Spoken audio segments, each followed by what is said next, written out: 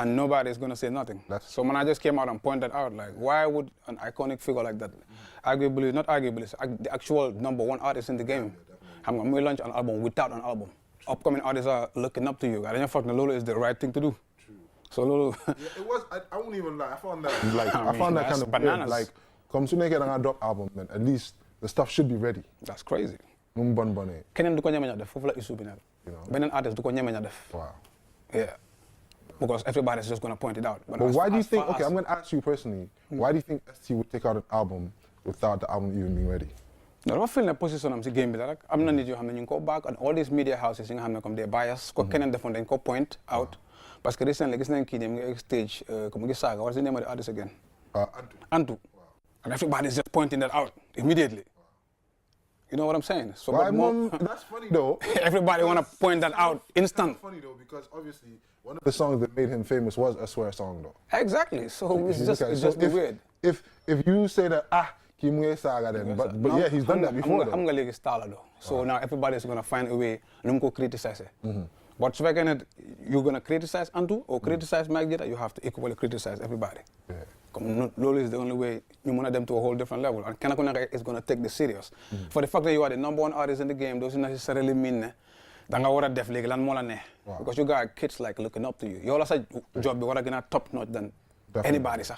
Definitely. You know what I mean? I remember one time I was saying like obviously you know come as to his career in Gambian mom definitely Yeah, right? You got none of proof.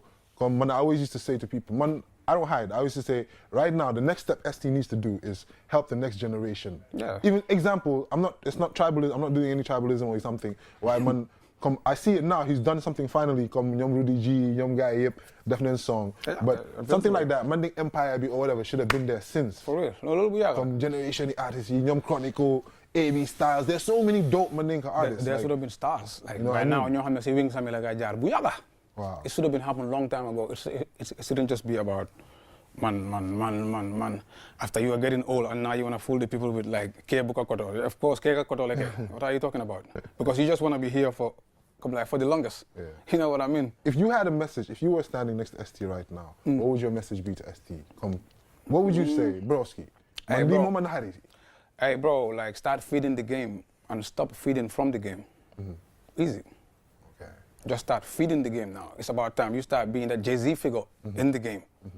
Yeah, you don't even need to put the hit you attack or Mykjada. No, you don't need that. Your time you should have been hey bro, come you know because respect be known la musamel. But the more you grow up, the more you get land game, and you get tactics you use, the more small respect is going down. You know what I mean?